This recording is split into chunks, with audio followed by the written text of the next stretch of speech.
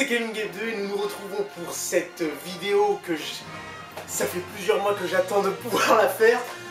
De Star Wars, le réveil de la force, ça y est, enfin il est sorti. Ouf. Alors ça fait 10 ans depuis la revanche des Sith que j'attends qu'à Star Wars revoie le jour. Pour les gens qui depuis le 6 l'ont attendu, ça fait je crois 32 ans, un truc comme ça. Ce qui est énorme. Et franchement, enfin on y a réussi. Alors c'était pas de la tarte puisque le projet a été des fois annulé, parfois repoussé. Personnellement, moi j'y croyais plus du tout qu'il ferait un jour un 7ème film.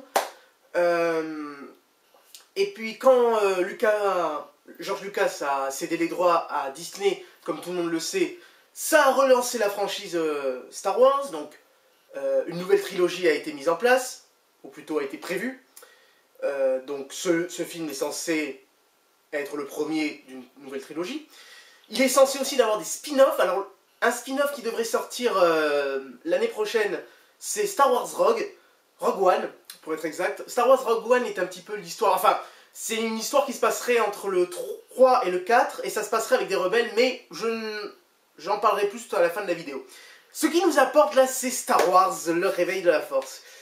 Alors contrairement à beaucoup de fans, ce que j'appellerais les puristes, j'avais adoré la prélogie. J'ai adoré la menace fantôme, j'ai adoré l'attaque des clones, et j'ai encore plus aimé la revanche des Sith qui montrait comment Anakin Skywalker, le Jedi, pas vraiment modèle, mais dirons-nous un petit peu prédestiné à de grandes choses, devenait le plus redoutable Sith de la galaxie. Dark Vador, figure emblématique de Star Wars, qui n'est pas dans ce nouveau Star Wars, donc quelque chose aussi que ce nouveau Star Wars apporte, puisque c'est le premier Star Wars officiel où il n'y a pas Dark Vador, il n'y a rien, enfin, il y a juste le casque qu'on voit dans le film, mais voilà, Dark Vador n'a aucun rôle majeur, il n'est que quelquefois parlé par-ci par-là par plusieurs personnages, mais voilà, j'en reviendrai là-dessus, mais voilà, Dark Vador n'est pas du tout dans le film, ce qui est la première fois que Dark Vador n'est pas du tout dans le film. Donc voilà, alors qu'est-ce qui manque? Je trouve qu'il manque quelque chose. Ah, voilà. Là, c'est mieux. Là, on peut parler d'un Star Wars. Quand on sait en plus que ce sabre laser fait. Je vous le dirai tout à l'heure. Mais, ah oui. Bah, je pense que il est plus que temps d'en parler. Parce que franchement, Kylo Ren pète de feu de Dieu. Alors, ce sabre laser est vraiment génial. Enfin, Kylo Ren est vraiment génial, mais je vais vous le dire de toute façon. De vous à moi, Kylo Ren, ça n'a rien à voir avec cette espèce de grosse nuke qui était Dark Vador, qui est vraiment... qu'est-ce que j'ai envie de dire? C'était vraiment une sorte de cyborg comme ça. Regardez-moi le côté obscur. Enfin, franchement, c'était...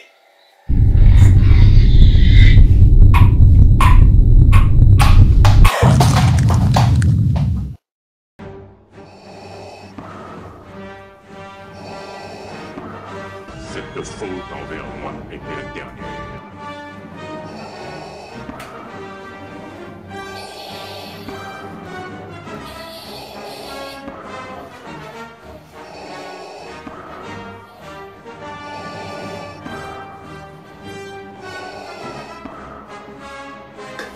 J'espère que la petite intro vous a plu.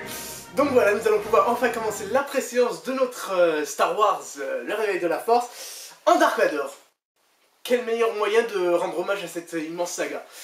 Alors tout d'abord, bien évidemment, j'ai beaucoup aimé le film. C'est rafraîchissant et à la fois surprenant. Rafraîchissant parce que c'est vrai qu'il y a pas mal de choses qui n'avaient jamais été apportées dans la saga qui sont apportées dans celui-là. Et c'est un petit peu aussi... ça revient un petit peu sur les origines, ce qui a fait le succès de Star Wars. Alors là où je suis vraiment heureux de voir que ça revient sur les origines, c'est notamment sur les costumes et les décors, qu'on sent que la plupart des décors, les décors sur Jakku, quand ils sont dans les stands, tout ça, on sent que c'est vraiment pas quelque chose qui a été fait à l'ordinateur, on voit que ça a été vraiment fait. Et ça, c'est en ça que réside la grande force de Star Wars, c'est dans des décors réels, pas dans des décors sur fond bleu. C'est un peu ce que je reprochais au Hobbit comparé au Seigneur des Anneaux. C'est vrai qu'il y avait beaucoup de trucs dans le Seigneur des Anneaux qui avaient été faits à l'ordinateur, mais qui avaient été aussi faits avec des miniatures, tout ça, alors que le Hobbit, en particulier le troisième, n'est fait pratiquement que sur fond vert. Et ça se sent, surtout ça se sent, pour les créatures aussi, dans Star Wars, quand on voyait des créatures, des extraterrestres, dans la prélogie, en images de synthèse, ça se voyait. Même Yoda, qui je trouve est excellent, on sait que c'est une créature de synthèse. Et là, pour la plupart des extraterrestres sont faits en images réelles, c'est-à-dire avec des costumes. Ce qui donne un cachet au film, quelque chose de vraiment plus consistant et de plus réel, plus réaliste. Déjà, c'est un truc que je trouvais dommage avec la prélogie, mais bon. Ensuite, qu'est-ce qu'il y a dans la prélogie et qu'il n'y a pas ici? Déjà, on repart sur des personnages vraiment poignants. Bon, je dis pas que les personnages de la prélogie étaient nuls, hein, rien à voir, non, non. Ce sont des personnages qui sont différents. Dans la prélogie, c'était des sénateurs et des Jedi. La plupart du temps, ce n'était que des Jedi qu'on suivait. Et là, par contre, là, on va suivre un groupe où il y a différents individus, les anciens comme les nouveaux. D'ailleurs, c'est vraiment génial que les anciens donnent en fait la main aux nouveaux. Pas comme Expandable qui savait pas comment gérer ça, là, il le gère très bien. Les nouveaux ne bouffent pas les anciens, et les anciens ne bouffent pas les nouveaux. Donc, voilà. Alors, déjà, un truc que j'ai vraiment adoré aussi, c'est l'ambiance dans le cinéma. Et je dis chapeau aux Ellipses. L'ambiance dans le cinéma était au rendez-vous. Quand on a commencé à rentrer dans la salle, les gens hurlaient, disaient « Enfin, on va voir le film, ça y est !» Les gens hurlaient, il y avait tout le monde avec des sabres laser et tout. Donc, si la question qui vous prend... Je ne suis pas allé dans ce costume, ça n'aurait pas été possible. Déjà, la cape est beaucoup trop longue. Enfin, bref.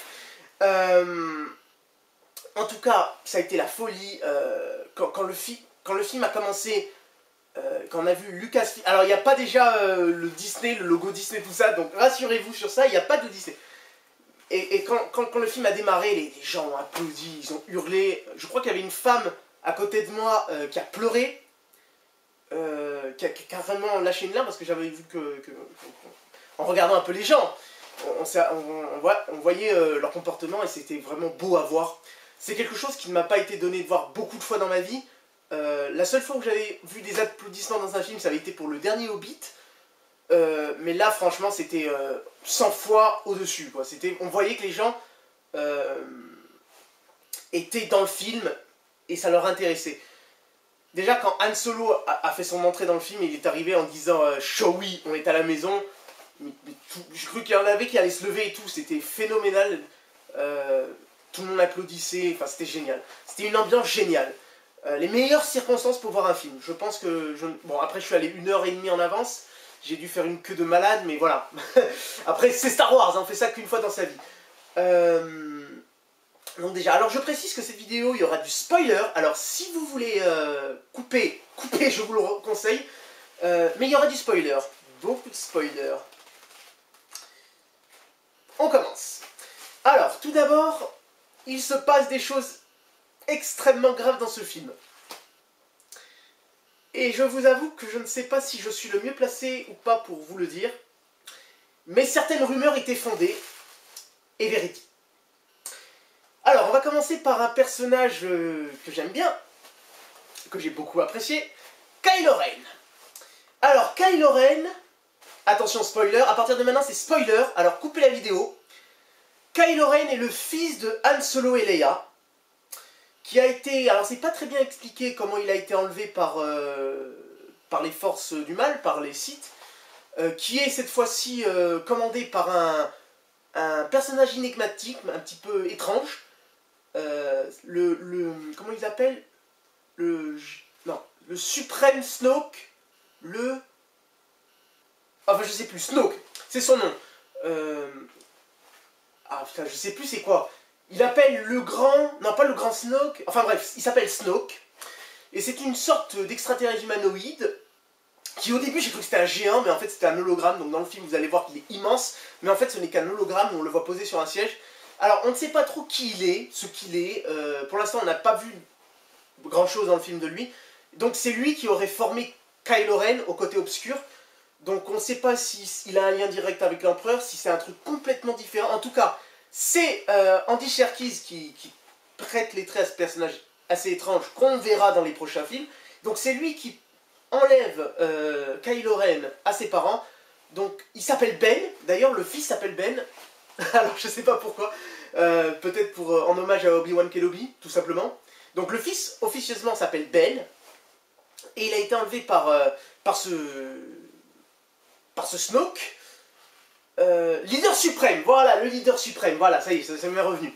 Leader suprême Snoke, qui est le chef du premier ordre, qui remplace l'Empire dans cette nouvelle saga, puisque l'Empire n'existe plus, elle a été anéantie après la destruction de l'étoile de la mort. Mais ça, je ne vous apprends rien. Mais voilà. Donc ce Kylo Ren est le fils légitime de Han Solo et Leia, mais Rey n'en est pas. Alors pendant longtemps, on pensait que Rey était la fille de Han Solo et de Leia. Rey n'a apparemment aucun lien avec eux.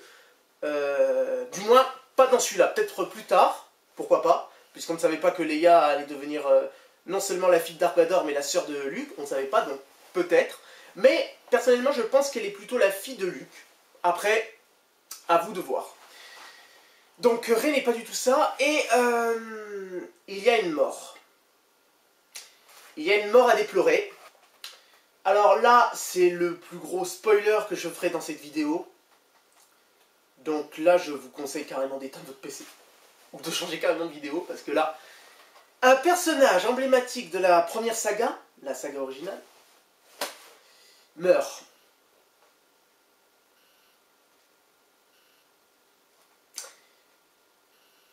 Et je vais vous dire son nom. C'est Han Solo. Les rumeurs étaient fondées, alors ces rumeurs avaient été annoncées il y a longtemps.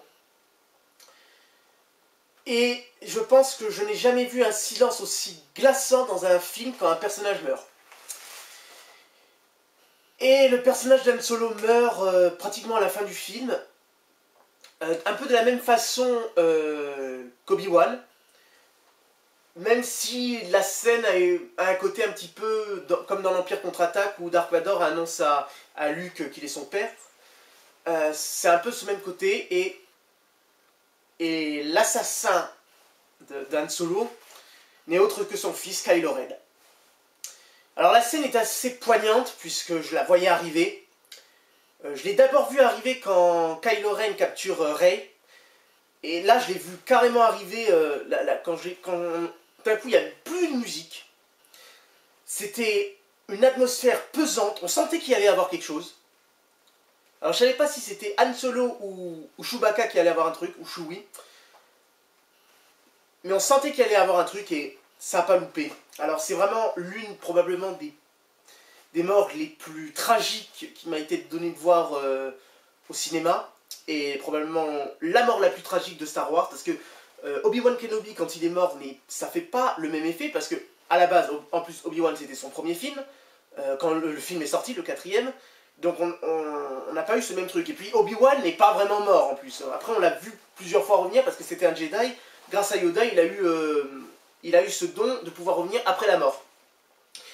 Là, malheureusement, Han Solo n'est pas un Jedi, il est un simple contrebandier, donc ça ne veut probablement que on ne le reverra plus.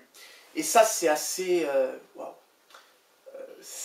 Enfin, j'étais comme ça dans mon siège. Je crois que je n'ai jamais entendu aussi calme un cinéma. Je pense que tout le monde était comme ça. Je suis resté, moi, la bouche ouverte comme ça pendant toute la durée de la scène, j'étais comme ça. Je vous jure, c'est la froideur et la violence de cette scène est impressionnant. Franchement, je dis chapeau à J.J. Abrams d'avoir eu les couilles de le faire.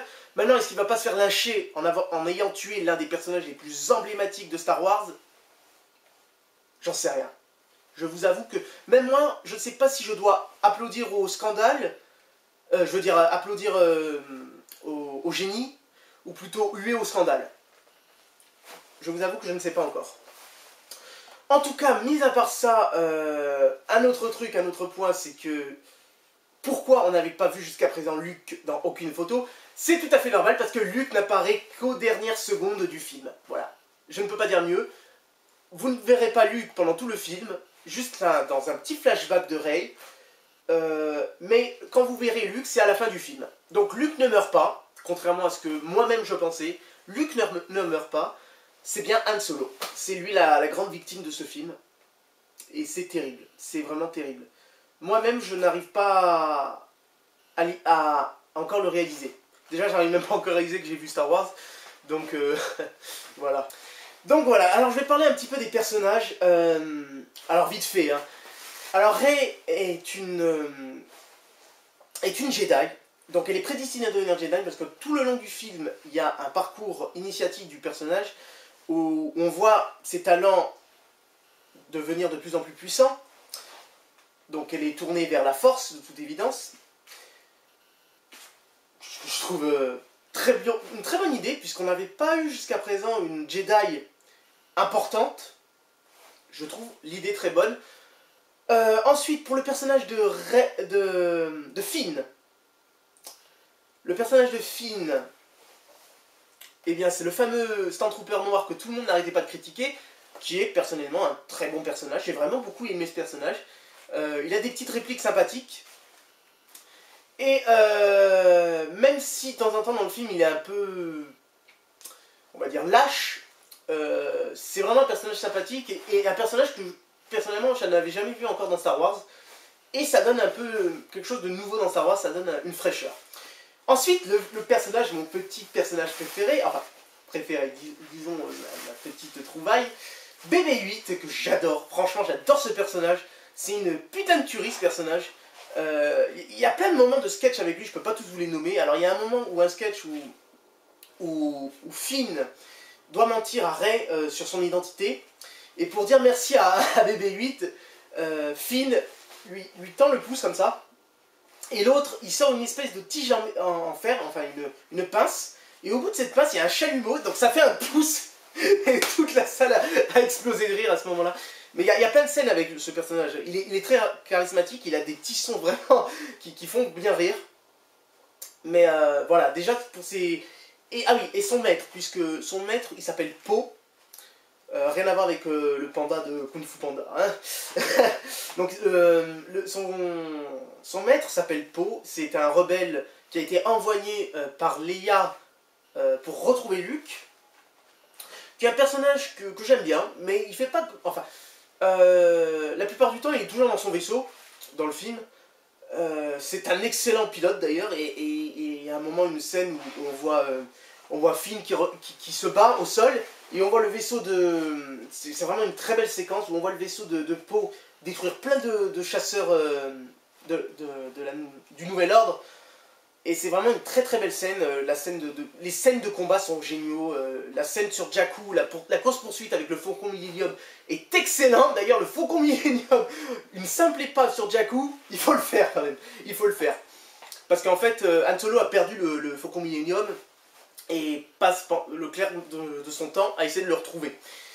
Et la scène, quand il le retrouve, il rentre dans le vaisseau, il dit « Chewie, on est à la maison ». Je pense que j'ai jamais vu autant de frissons dans ma vie.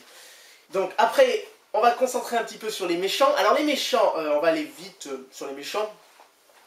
Il y a bien évidemment Kylo Ren. Alors Kylo Ren, contrairement à ce que je pensais, n'est pas un personnage aussi balèze qu'on croyait. Il a des lacunes apparemment, même son maître s'en est aperçu. D'ailleurs, il est souvent en conflit avec le général Hux, qui est le nouveau Tarkin de ce film, mais qui, contrairement à Hux, critique ouvertement Kylo Ren, alors que Tarkin jamais n'aurait critiqué Dark Vador. Alors que là, ce Kylo Ren comment dire, il est un peu colérique. Alors il y a un moment, une scène, où il reçoit comment dire, une mauvaise nouvelle, il commence à tout détruire avec son sabre laser, et on voit que, contrairement à Dark Vador, c'est un personnage beaucoup plus colérique, parce que Dark Vador, quand il était énervé, qu'est-ce qu'il faisait Dark Vador? Il tuait quelqu'un, il tuait un de ses officiers, il tuait quelqu'un, un de ses officiers le plus souvent. Et lui non, lui je crois qu'il n'en tue pas un seul de ses officiers, il en étrangle un, mais il ne le tue pas, et il casse tout.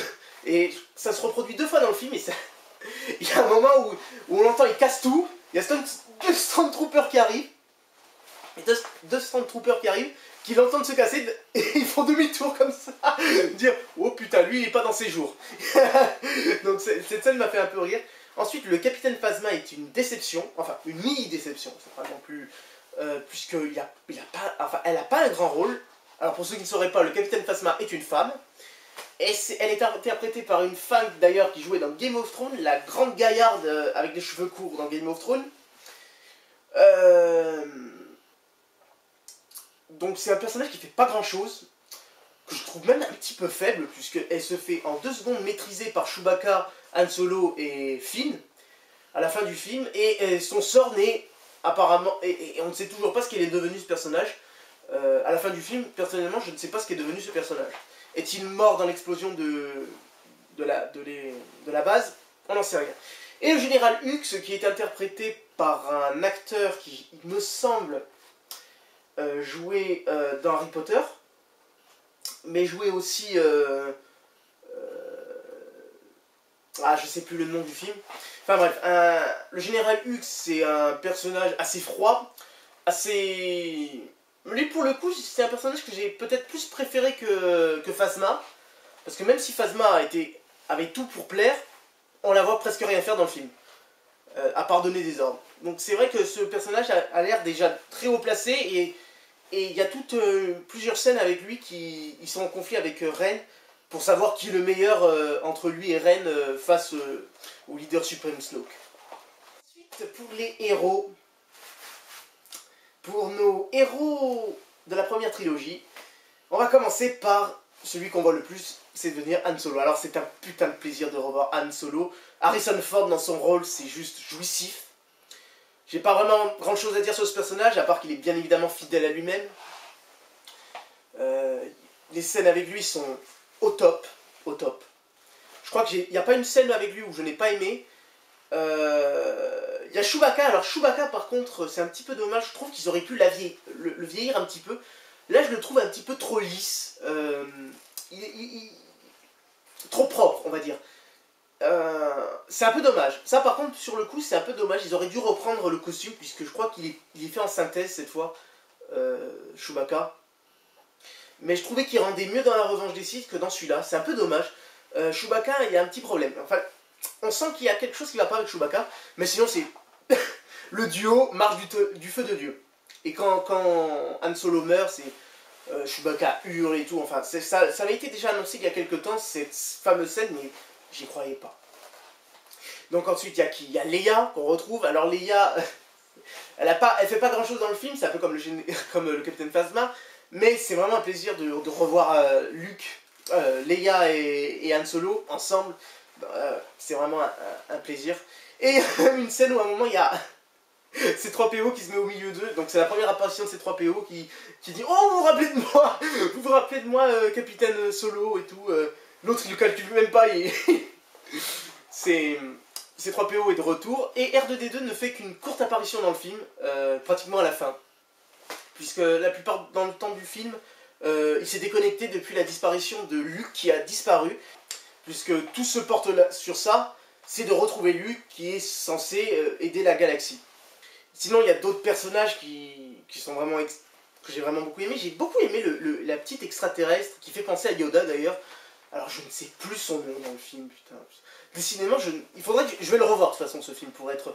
Mais il y a un petit personnage de couleur jaune, à un moment dans le film, avec des grosses lunettes, qui fait vraiment penser à Yoda et qui a le sabre, qui donne le sabre laser aux rebelles, ou plutôt à Rey, qui dit que ça appartenait au père de Luke, que ça a appartenu à Luke, et ensuite ça va lui appartenir. Donc je pense que franchement c'est la seule chose qui pourrait me faire penser que ce sabre laser l'a choisi parce que il est du même sang que Luke.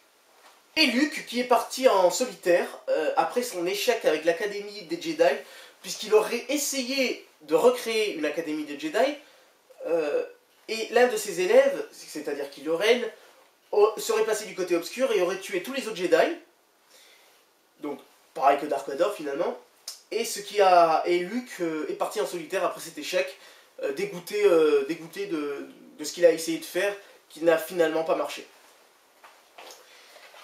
Et d'ailleurs Luke on ne le voit qu'à la fin du film, hein. Voilà, je suis désolé de vous le dire. Vous ne verrez pas Luke. Donc à un moment, il y a une scène où ils sont en plein combat, où j'ai vraiment cru, au combat à sabre laser, où j'ai vraiment cru qu'il allait y avoir une scène où Kylo Ren allait se retourner, il allait voir son vieux maître, sabre laser à la main, mais ça ne s'est pas produit. Sinon, quoi dire de plus de Star Wars? Bah, sinon, c'est l'univers Star Wars est de retour, c'est vraiment magnifique de pouvoir le retrouver. Tout y est, il y a tout, il y a tout. Pour un truc que je n'ai pas bien compris, alors j'espère que vous pourrez m'aider à le comprendre, il y a un moment, une énorme base spatiale, la base Starkiller, qui tire sur une planète, ou plusieurs planètes. Alors ils appellent ça la République. Alors j'ai besoin qu'on me dise, est-ce qu'ils ont détruit Coruscant ou pas dans le film? Parce que quand on voit la planète, on la voit pas longtemps. On a l'impression que c'est Coruscant. Alors, je trouve quand même que c'est un putain de tacle là contre Coruscant. Enfin, voilà, je demande si quelqu'un le sait, ou l'a remarqué dans le film, est-ce que oui ou non c'est officiel que c'est Coruscant qui a été détruit par le Nouvel Ordre? En tout cas, je ne sais pas. Donc ça c'est un peu bizarre, il faudrait que je revoie le film pour savoir mieux.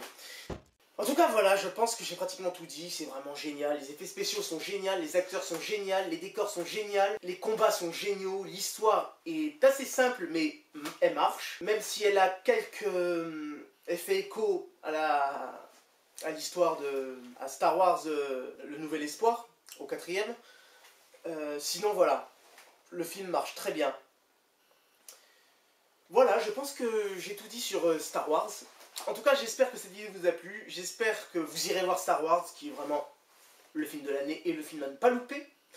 Si vous loupez Star Wars, c'est que votre vie n'a aucun sens. Non, je déconne. Non, il faut pas tout louper Star Wars. Honnêtement, allez le voir. Après, vous pouvez être déçu, vous pouvez l'aimer. Ça ne regarde que vous. Moi, j'ai adoré. J'ai adoré la première trilogie, j'ai adoré la prélogie, et j'ai adoré ce 7e épisode, et je suis plus qu'impatient de revoir les suites. Voilà. Donc voilà, j'espère que cette vidéo vous a plu. Moi, personnellement, j'ai vraiment adoré ce film. C'est le film de l'année, c'est le meilleur de l'année. En toute catégorie, je suis vraiment pas déçu de ce nouveau Star Wars, qui a quelques défauts, parce que comme j'aime à le dire, rien n'est jamais parfait. Mais franchement, c'est une pure tuerie. Les puristes pourront enfin être comblés par quelque chose qui ressemblait plus à la première trilogie et non à la prélogie. Et c'est vraiment un plaisir de revoir tous ces personnages emblématiques qu'est Han Solo, la princesse Leia, Luke Skywalker à la fin, et les nouveaux aussi sont géniaux. Et je suis vraiment impatient de voir ce que va donner toute cette joyeuse compagnie qui va exploser encore des records et dont j'espère que le film peut-être dépassera Avatar. Ce que j'espère. Voilà, je pense que j'ai fini cette vidéo et je vous dis à une prochaine vidéo. Ciao. Et n'oubliez pas, vous vous abonnez à ma chaîne. Sinon, comment ça marche le truc? Enfin, je vous fais pas un dessin. Chewie, on est à la maison.